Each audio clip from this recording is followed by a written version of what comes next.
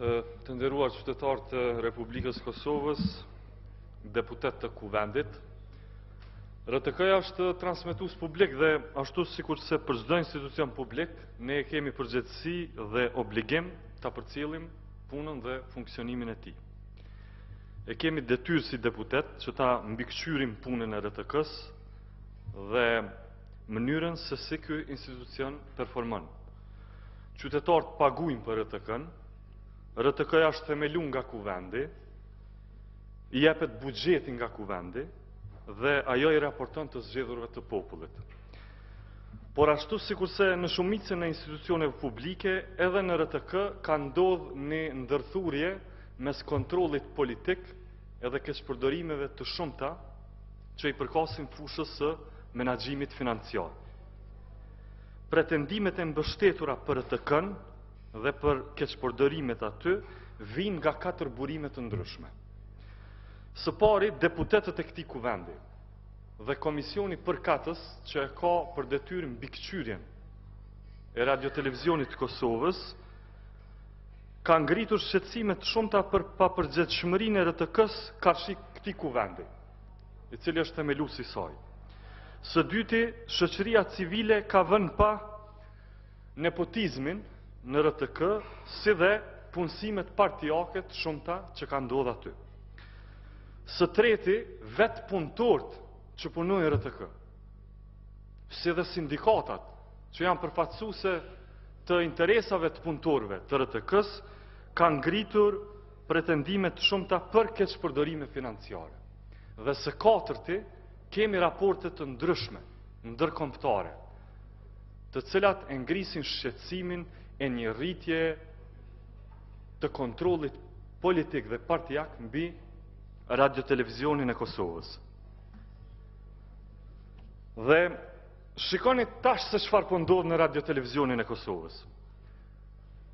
Fadil Hoxha, që është kryesues i sindikalistëve, që përfaqëson interesat e punëtorëve të RTK-s, si dhe zëvendësi i tij Arsim Halili, shpunsohen vetëm pse paraqesin argumente për keqpërdorimet në radio-televizionin e Kosovës.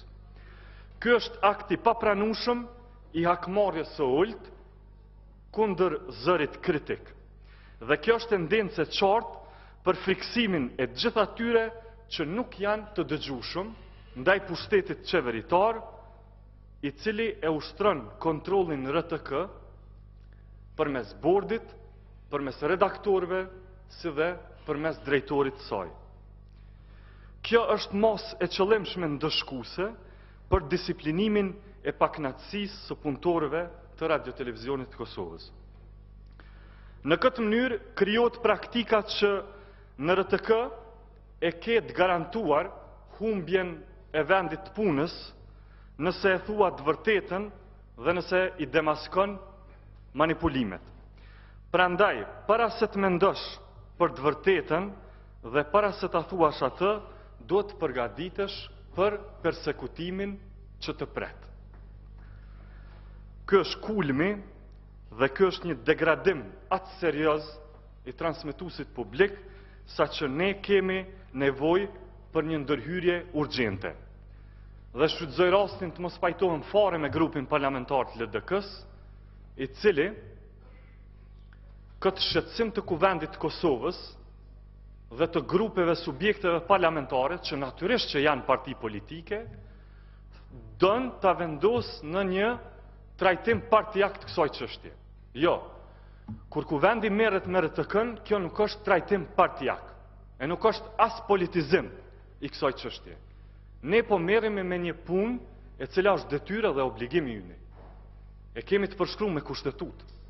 E kemi të përshkruar me rregullorin e punës, me detyrat dhe obligimet dhe përgjegjësitë e deputetit të Kuvendit të Republikës Kosovës. Prandaj që të flasim për RTK-n, që të krijojmë nëse ka nevojë edhe komision hetimor parlamentar, që të bëjmë edhe debat, cili do t'i vi radha tash pas kësaj pike. Këto jo vetëm që janë detyre jona, por unë nuk shoh as kundërthënie mes këtyre dyjave. Absolutisht nuk ka kurfar kundërthënie mes krijimit të komisionit hetimor parlamentar në njërën anë dhe në anën tjetër debatit që do të pasoj për RTK-n.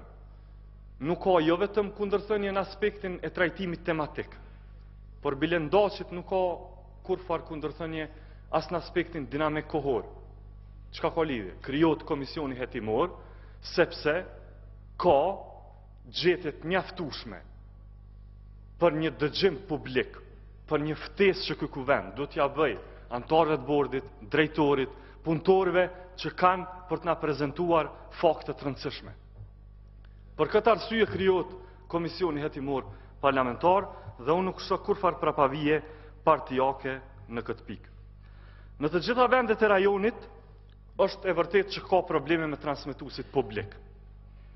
Çdo kund këtu për rreth në shtetet me të cilat kufizohemi, pushteti qeveritar bën çmos për ta shtënë në dorë televizionin publik. Por Kosova është një rast drastik edhe për një arsye tjetër, që nuk mund ta hasni në këto vendet e rajonit që kanë probleme të tilla.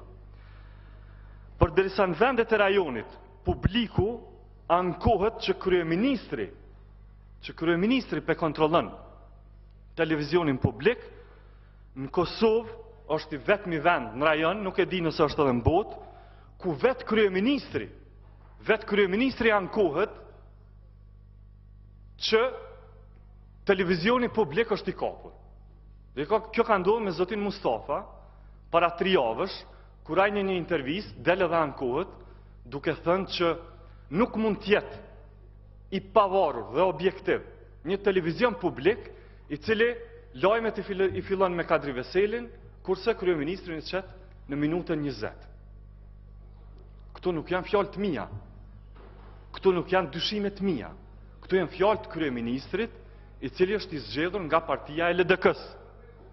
Do të thotë këto janë shqetësime të përgjithshme bilendaqit edhe të vetë kryeministrit.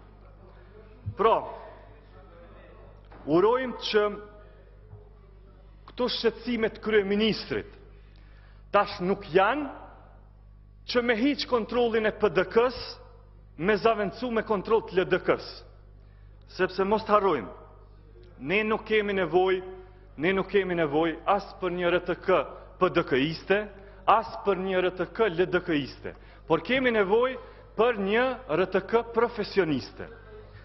Dhe ashtu që kjo të ndodh, RTK-n duhet ta nxjerrim nga statusi që e ka aktualisht. E çka është shëndru aktualisht Radio-Televizioni i Kosovës? Radio-Televizioni i Kosovës, duhet ta themi të vërtetën, është altoparlant i PDK-s.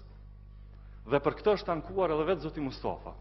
Tash, pres nga Lidhja Demokratike e Kosovës, që në përputhje me shqetësimet e kryeministrit vet, ta përkra krijimin e këtij komisioni hetimor parlamentar, e sa i përket Partisë Demokratike, unë atyre nuk pjo bëj thirrje, sepse zakonisht deri tash na kanë treguar që kur nuk votojnë kundër vetvetes.